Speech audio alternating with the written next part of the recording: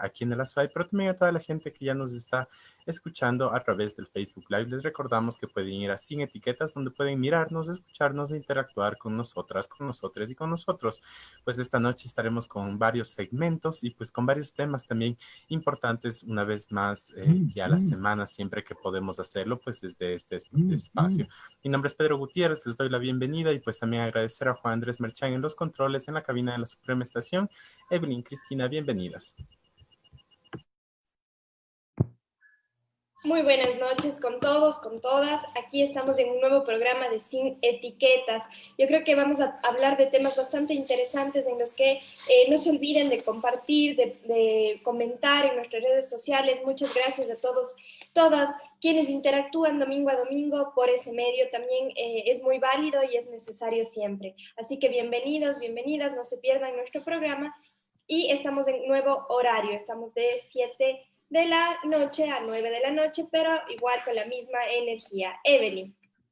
Sí, buenas noches, amigos y amigas. Muchas gracias por acompañarnos pues, un domingo más en Sin Etiquetas.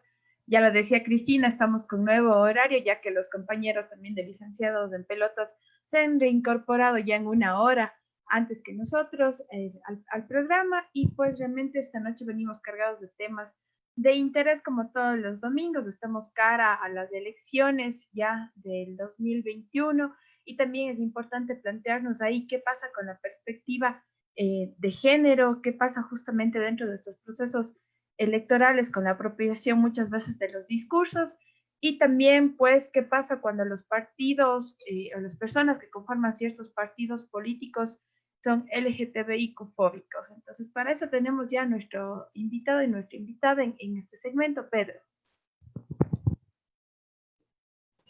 Así es, muchísimas gracias, chicas, y pues realmente con esto poder iniciar realmente. Y pues sí, iniciamos y ya lo decía Evelyn, realmente las elecciones cada vez están más cercas, no solo para febrero del 2021, sino por sobre todo también en la conformación de los partidos y grupos políticos que tienen hasta el mes de agosto, justamente para inscribir también todas sus candidaturas en el Consejo Nacional Electoral.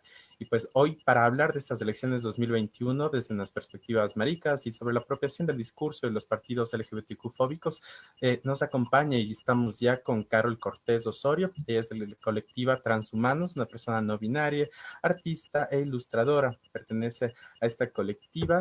Y también estamos con Julio Neira. Él es un político feminista de izquierda, activista social por los derechos sexuales y reproductivos de los jóvenes desde el 2000, defensor de los derechos de participación económicos, sociales, culturales, de la naturaleza y de las mujeres. Forma parte del colectivo LGBTI feminista Tejido Diverso y del Frente Nacional La Movida. Y pues bueno, tanto con Carol y con Julio vamos a poder conversar esta noche también, pues, y realmente poder analizar, y esto también digámoslo desde la coyuntura, ¿no? Esta semana la Federación Ecuatoriana de Organizaciones LGBTI llevó a cabo una transmisión en vivo con el expresidente de la Revolución Ciudadana, Rafael Correa, para hablar de los avances y las restricciones de los derechos LGBTI, así como también, pues, para toda la gente que nos mira y nos escucha, y también para las personas LGBTI también entender, ¿no? Los últimos y el actual gobierno que hemos tenido en relación a los derechos de las personas LGBTI. Recordar que la mayoría de avances de derechos han sido conquistas de judicialización de los derechos. Es decir, que no ha habido una voluntad política desde quienes legislan ni desde quienes están frente al gobierno o ocupan diferentes autoridades. Recordar siempre que ha sido la sociedad civil la que ha impulsado estos procesos ejercicios también de reflexionar y de avanzar en una agenda que sea reivindicativa y que sea progresista, ¿no? Recordemos que, por ejemplo, el actual gobierno de Lenín Moreno no se ha avanzado en un tema de políticas públicas. Con Correa fue el primer presidente en decir que la ideología de género existía y que realmente, pues, los hombres son bien hombres, las mujeres son bien mujeres, y pues antes de estos gobiernos, digamos, también ni siquiera aún se mencionaba del tema de la diversidad sexual, y pues realmente eran estos pequeños avances desde la despenalización hace 23 años y con estas incrustaciones tal vez de igualdad y no discriminación, primero por orientación sexual, luego por identidad de género, que se ha construido desde sociedad civil, más no ha sido nunca un tema específicamente que le ha gustado tratar a los partidos, y cuando lo han hecho, como casos del pastor Zavala, digamos, sabemos que han habido discursos muy homofóbicos o transfóbicos. Y pues con esto iniciar, y realmente Julito, Carol, darles la bienvenida, gracias por el espacio, y pues mirar que es, primero creo que iniciar con esta lectura un poco de antecedentes, ¿no? Y luego sí ya lo que realmente nos espera este 2021. Entonces iniciamos contigo, Julito, bienvenido. Muy bien, buenas noches con todos. Muchas gracias por la invitación. Chris, Evelyn, Pedro, muchas gracias. Y también a mi cotertulia, Carol, muchas gracias por compartir este espacio. Pues creo que hay un sentir colectivo preelectoral en tanto qué agendas son las que se van a tomar en consideración y qué agendas no se van a tomar en consideración.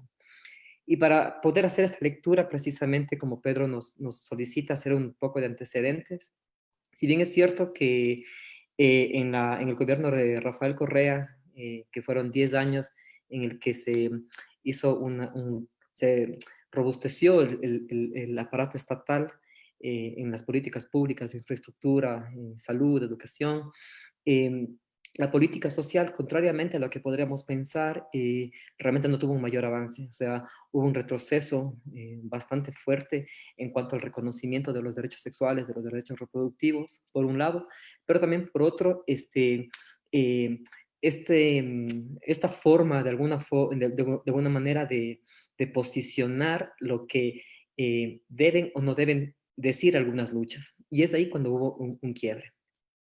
Recordar que, si no estoy equivocado, en el 2014, en ese entonces asambleísta Paola Pavón mociona en la asamblea de aquí nacional el aborto por violación cuando se discutía el COIP.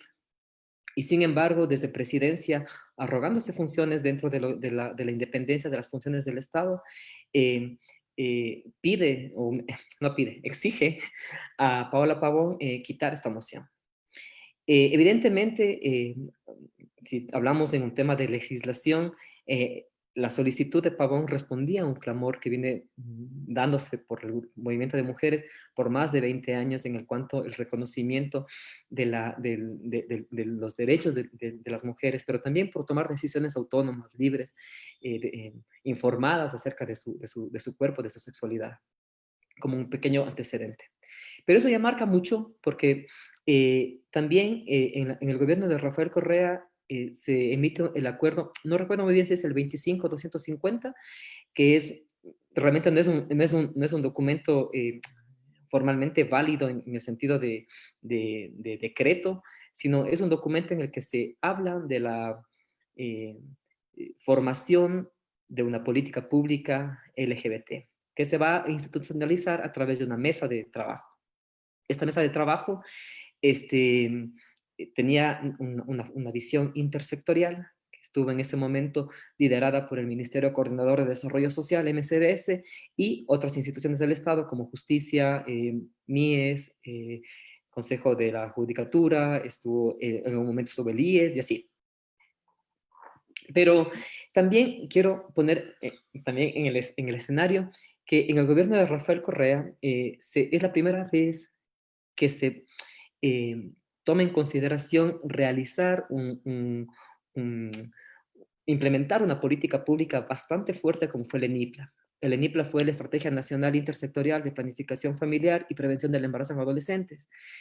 Que esta política pública se caracterizó por ser la primera vez que el Ecuador miró de forma integral el tema de la sexualidad.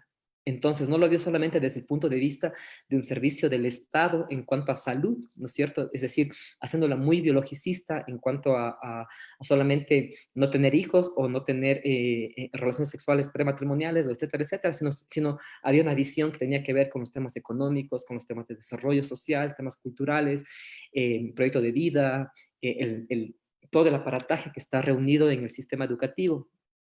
Y que a finales del 2014, exactamente si no estoy mal, en noviembre de 2014, bajo un decreto presidencial, deroga la estrategia.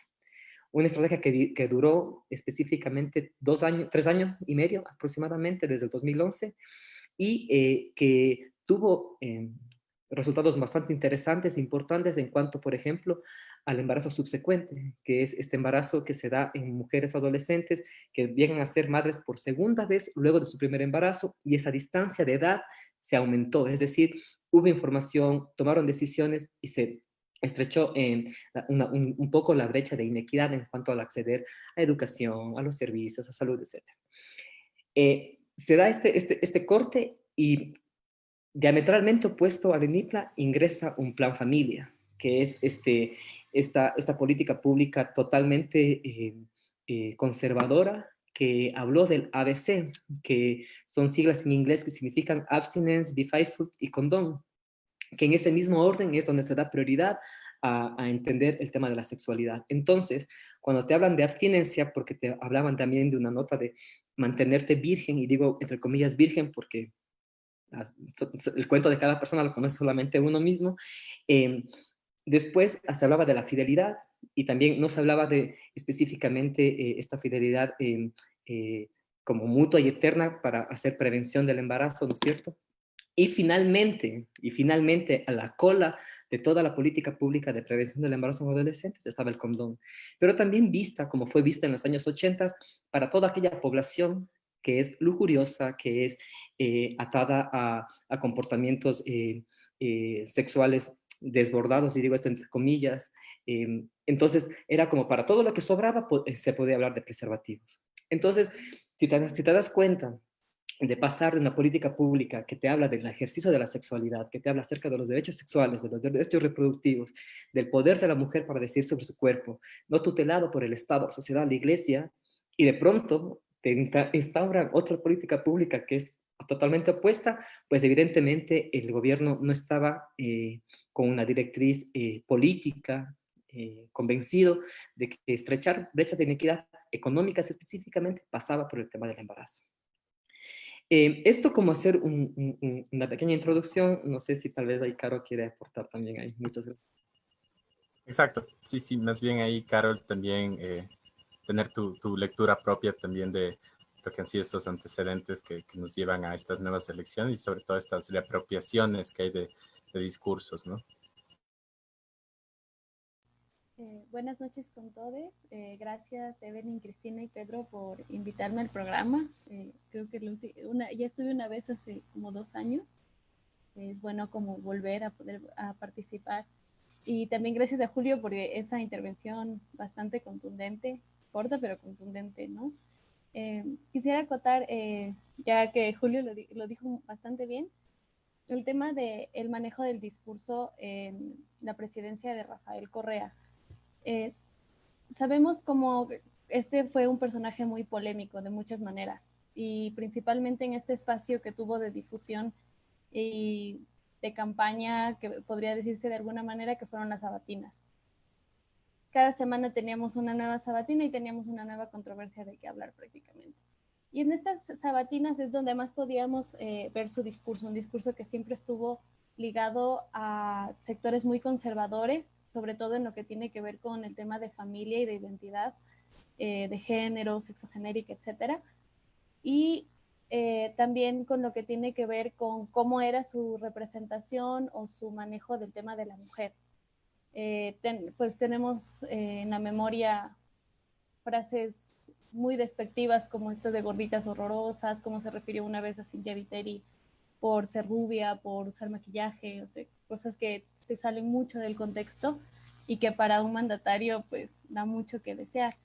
Pero me gustaría rescatar más bien frases que tienen mucho que ver con la intervención que tuvo con la Federación de Organizaciones, la Federación Ecuatoriana de Organizaciones LGBT, que parecería que hubiera cambiado completamente, pero sabemos que este es un manejo del discurso que también se apega mucho al panorama político. Recordemos cómo se refirió muy despectivamente a la ideología de género como una especie de desborde de buscar la igualdad de derechos, que era una exageración, que no era necesario.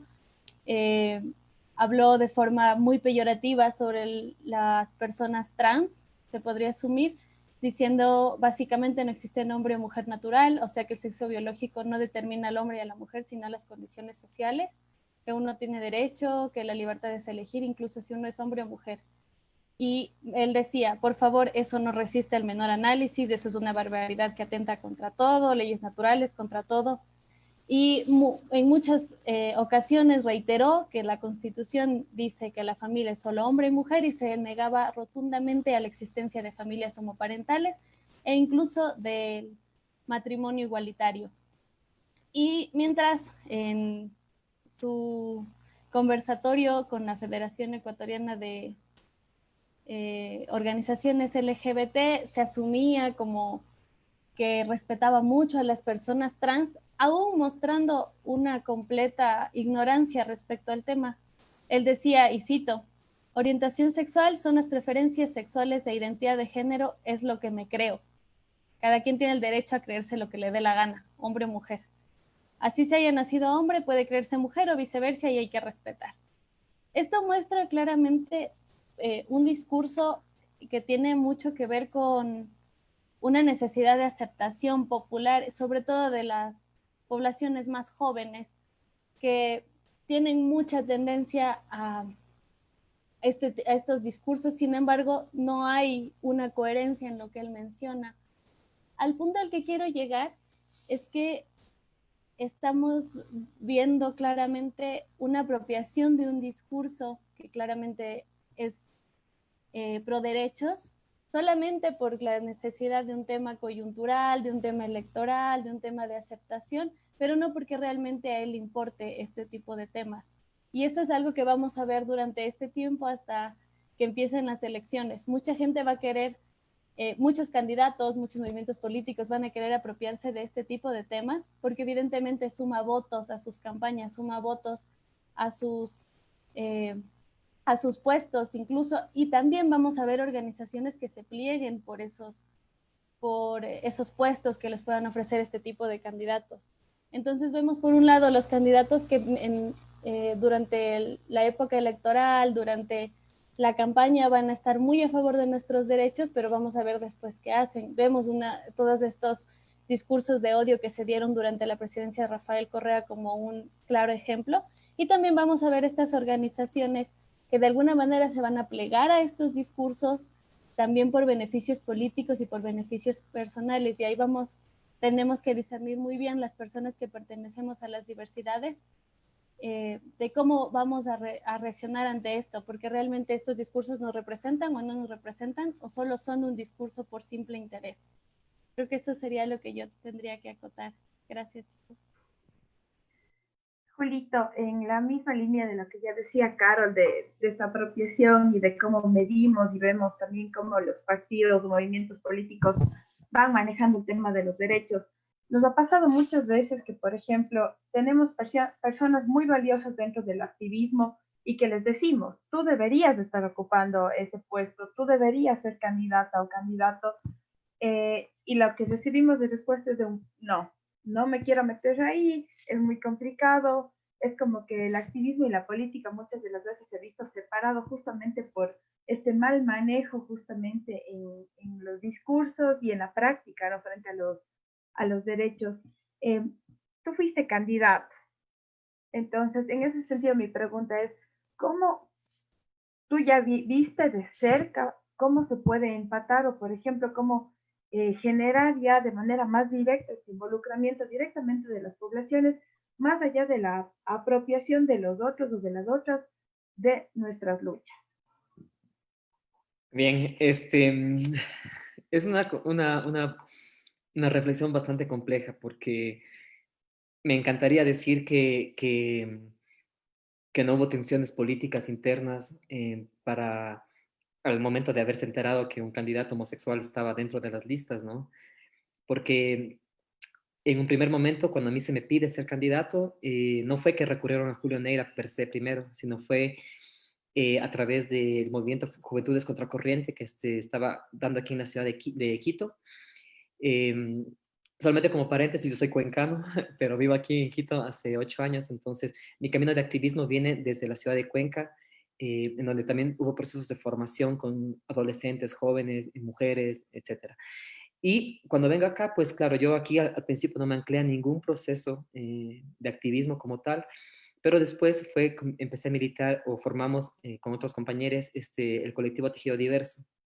Y con Tejido Diverso, este colectivo se piensa desde la izquierda, se piensa desde el progresismo, pero también se piensa absolutamente con la mirada desde el feminismo. Porque nosotros pensamos o creemos que, que no debe ser una izquierda feminista, sino deben ser feministas de izquierda.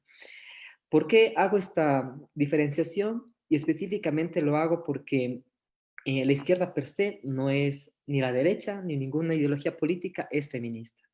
Las ideologías políticas per se lo que necesitan visibilizar es la hegemonía, es visibilizar estos animales políticos que son eh, líderes eh, que invaden espacios, que sus discursos son amenazantes, que sus discursos son bastante invasivos a los espacios, que sus discursos generan mucha tensión acerca de con quiénes se está enfrentando, porque también son discursos más masculinizados, son discursos que te hacen ver qué tan poderoso puede ser en la retórica. Cuando formamos o hicimos eh, reunión de ser contracorriente aquí en la ciudad de Quito, Pablo Dávalos, el candidato que estuvo por Pachacútec para la alcaldía aquí en Quito, se acerca con nosotros y nos pide el apoyo del colectivo.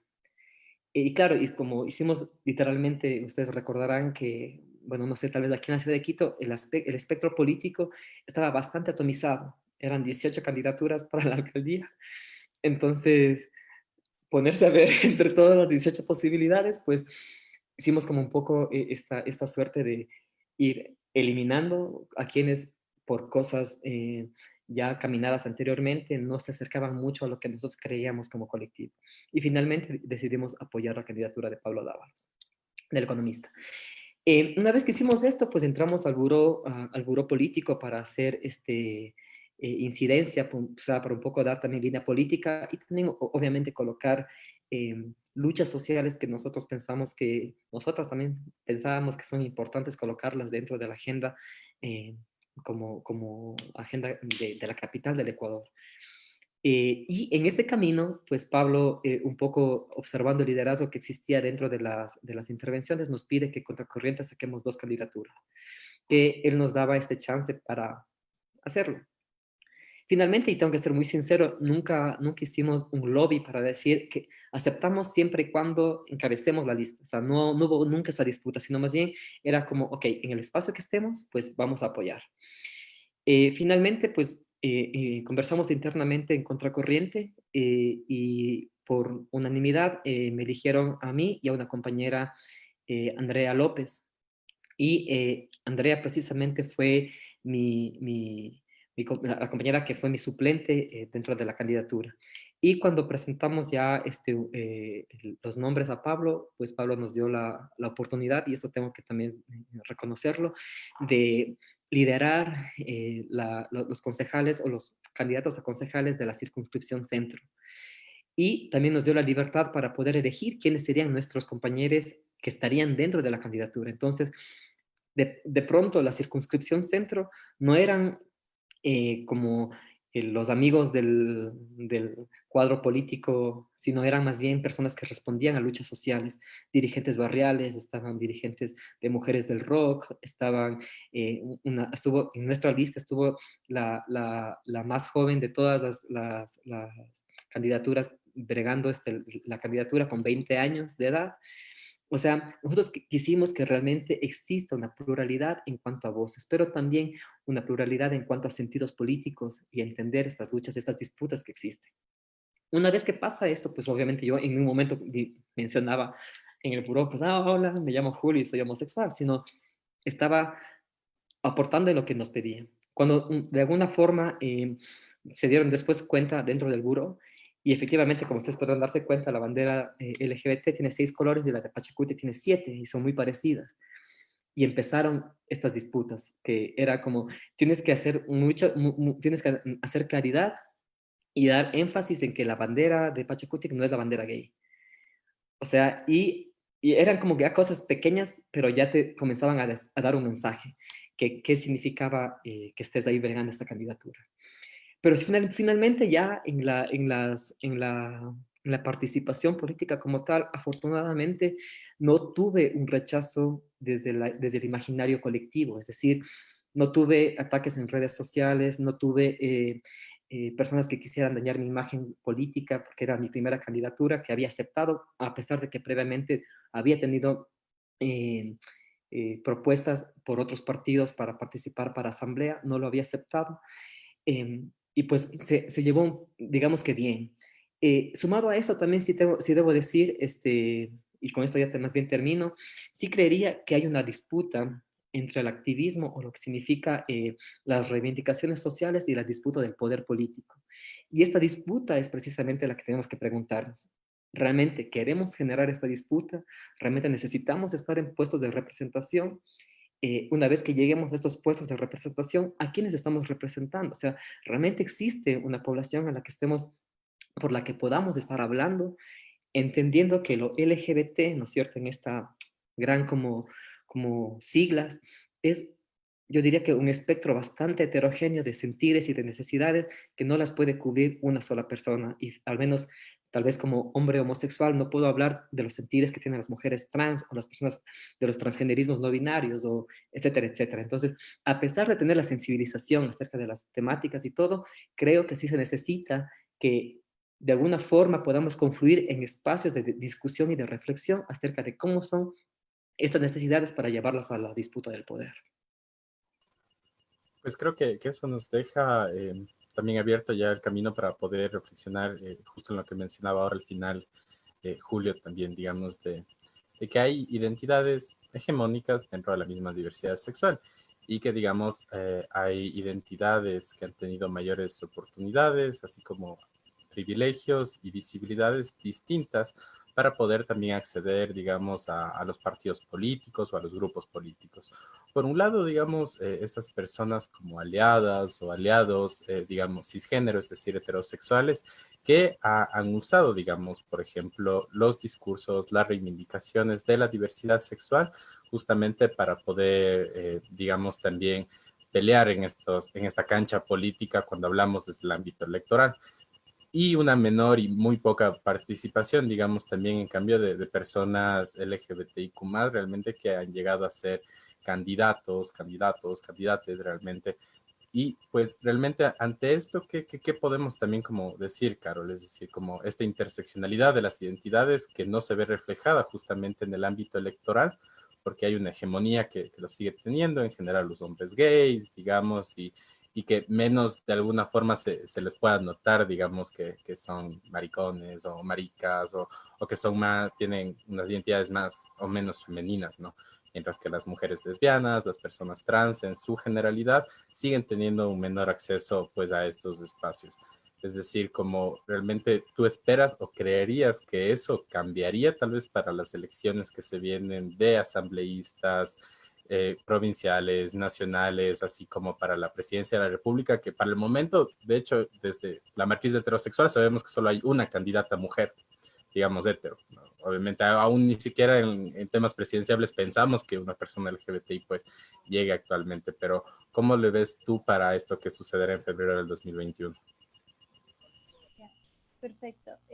Mira, para mí es como muy fuerte este precedente que vimos con el conversatorio de Rafael Correa, de este intento como de reivindicar su imagen de forma discursiva, como pues ya vemos todo su antecedente de insultos o de quizá formas peyorativas de referirse a la comunidad LGBT, pero tiene un cambio de 360 grados a mostrarse como súper amable con las diversidades, como que apoya bastante, como que se preocupa por los transfeminicidios incluso. Y siento que ese va a ser el panorama que vamos a estar viendo en este tiempo en el tema de las campañas de muchos candidatos. la mayoría son hombres, como tú mismo lo dijiste, y van a intentar mostrarse amables con los temas de LGBT, con los temas de feminismos incluso, sabiendo que quizá ninguno llegue, por ejemplo, a topar el tema del aborto realmente y podamos tener la legalización que estamos buscando también, porque también cabe mencionar como un paréntesis que como personas diversas no solo nos vamos a centrar en estos temas, también nos preocupan los temas del feminismo, el extractivismo que se está viendo también como que está arrasando de forma muy fuerte con la naturaleza y nos preocupamos por este tipo de temas también. Entonces, claro, en tema de campaña muchas personas, y hemos visto históricamente que muchos candidatos utilizan estos temas para hacer de sus candidaturas más fuertes, para elevarse, para tener más votos, para tener mayor aceptación social.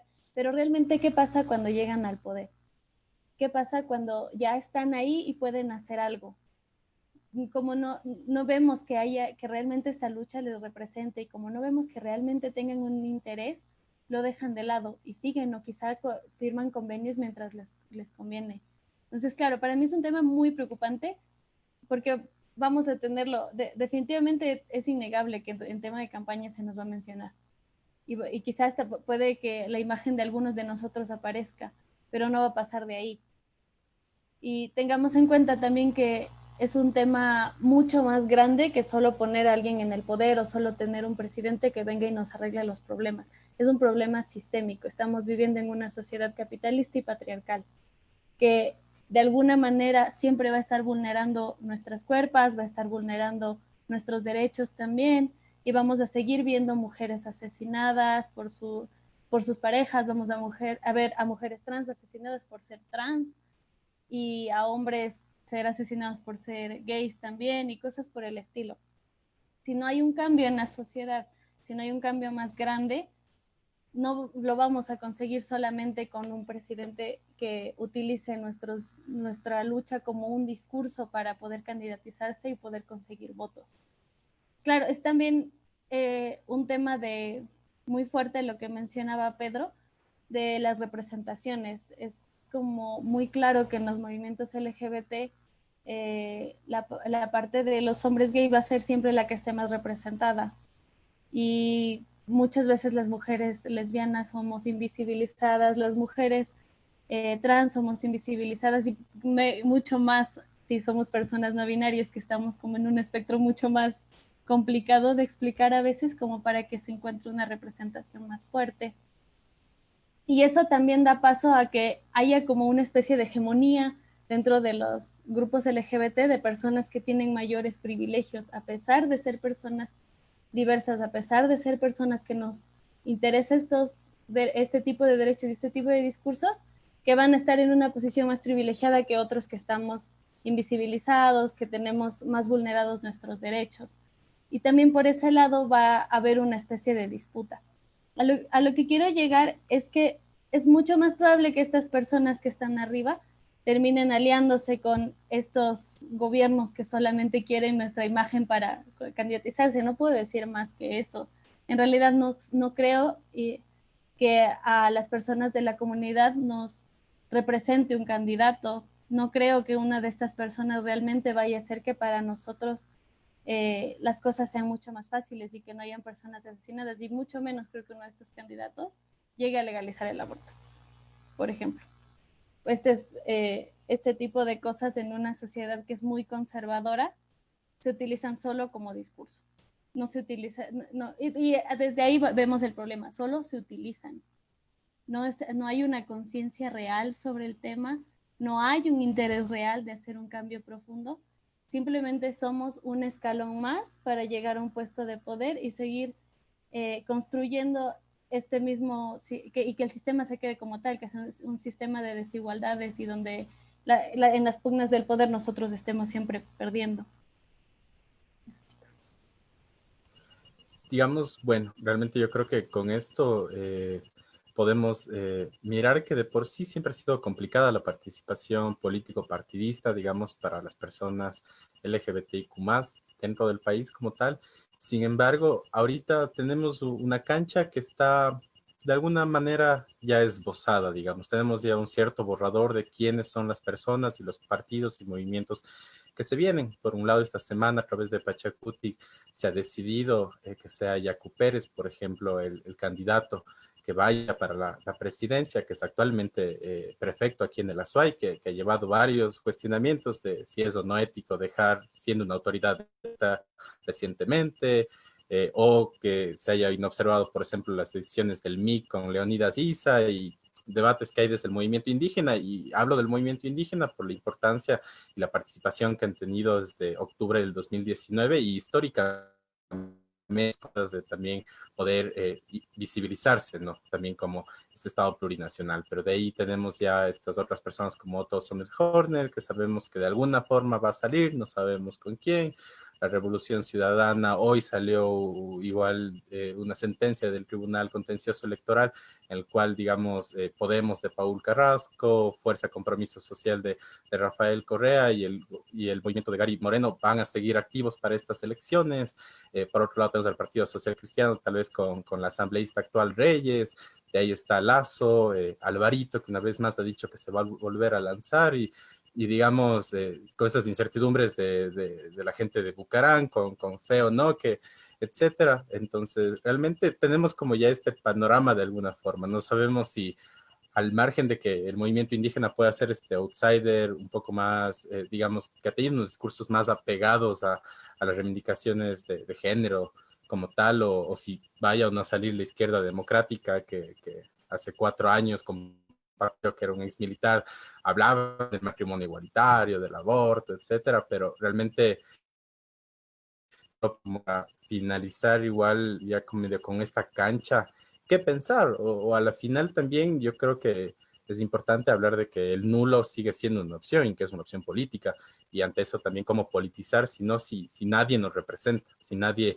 lleva tampoco más allá del discurso, pues estas reivindicaciones, ¿no? Porque también hay que tener en cuenta que la derecha está avanzando un montón, que los discursos de odio están ahí, que están esta gente como Cobos, etcétera, y estos grupos neonazis que también han dicho ya cuáles son sus candidatos por la costa, por la sierra. Entonces, como con eso presente, con que finalizamos una reflexión, nada más. Eso, Julito y Caro. Tal vez, Caro, si quieres, ahora empezar tú. Ahí vamos como rápido. Claro, bueno, pues también desde una posición personal y desde una posición que también compartimos con muchas personas, al no vernos representadas, no, evidentemente no vamos a votar por ninguno de estos candidatos y mucho menos conociendo sus intereses reales. No podemos romantizar a toda la izquierda, no podemos romantizar a todas las personas que son parte del movimiento indígena, y no podemos romantizar a ningún tipo de movimiento social o de movimiento político, porque sabemos que no todos tienen una lucha consciente, sino que muchos de ellos solo utilizan estos discursos, como ya lo mencioné antes, para cuestiones de llegar a un poder. Yo sí reafirmo la posición de votar nulo como una posición política y también simbólica, de no estar de acuerdo con cómo se maneja el sistema político en el Ecuador y en el tema de esta democracia representativa. Y más aún sabiendo cómo nuestros derechos son vulnerados, y no solo pensando como personas diversas, pensando también como una persona a la que le preocupa el tema del aborto, a la que le preocupan las violencias que se ejercen en el espacio público, que le preocupa el extractivismo, la venta de prácticamente el territorio del país a empresas extranjeras y etcétera, ¿no? Yo también apoyo que no, o más bien no apoyo a ninguno de estos candidatos, entendiendo pues su pasado, y también no creer que de la noche a la mañana van a mostrarnos su buena cara porque tienen buenas intenciones o porque realmente están preocupados de nosotros. Eso quiero que nos llevemos bien en claro. Tenemos que ser muy conscientes que la historia la tenemos ahí por algo. La historia tenemos que revisarla, tenemos que estar conscientes de quiénes son estas personas y por qué se están poniendo en estos lugares en este momento. No nos aferremos de cualquiera que lleve una bandera arcoíris, porque cualquiera puede llevar una bandera arcoíris. La lucha por las diversidades es mucho más que una simple bandera arcoíris. Ese sería como mi mensaje. Bacán. Gracias, Caro. Más bien, yo creo que totalmente me sumo a esa postura. Parte, parte del por qué no he aceptado candidatura ahora para la Asamblea 2021 es precisamente eso. Em, Creo que algo que se pone mucho en disputa es la ética con la que votas, la ética con la que aceptas una candidatura y también la historia, como la menciona Caro. Em, no es un accidente que por muchos años las luchas son instrumentalizadas en el discurso para después llevarse el populismo, llevarlo a masas y después, cuando están en el poder, pues simplemente de un manazo hacer a un lado todo. Yo creo que hubo un proyecto muy interesante, muy esperanzador en el 2007 en Montecristi, 2007-2008, pero que si bien es cierto que en estuvimos como actores, muchos movimientos jóvenes, en esa época era joven, pero muchos espacios estuvimos jóvenes, estuvieron movimientos de mujeres, estuvo movimiento LGBT, o sea, yo diría que fue una avalancha de esperanza que se plasmó en la Constitución de Montecristi. Pero simplemente lo que ellos hicieron fue lo más fácil, que fue vender la esperanza de la gente en estas reivindicaciones. Yo también apoyo y más bien creo que es una postura política bastante fuerte frente a la corrupción, no solamente el tema de que no hay derechos reconocidos para lo LGBT, sino también lo que es corrupción, lo que es lavado, lo que es extractivismo, lo que es violencias, todas las formas en las que han afectado al país, creo que hay que hacer una postura política y creo que parte de esta postura política es el voto nulo. Y también frente al 2025, después de estas elecciones, creo que es importante también trazarse un camino que tenga que ver con un lobby donde nos acerquemos a los partidos políticos y coloquemos las agendas, coloquemos qué tan importante y dónde se cruzan estas agendas, qué pasa con las personas con discapacidad, qué pasa con las personas LGBT, qué pasa con el tema de la naturaleza, el tema de las mujeres, en dónde se están cruzando estas luchas, para que también al momento de entender este cruce, pues también entendamos que no es tan diferente nuestras batallas. Eso. Muchísimas gracias y pues con esto, amigas, amigos, amigas, terminamos este segmento LGBT.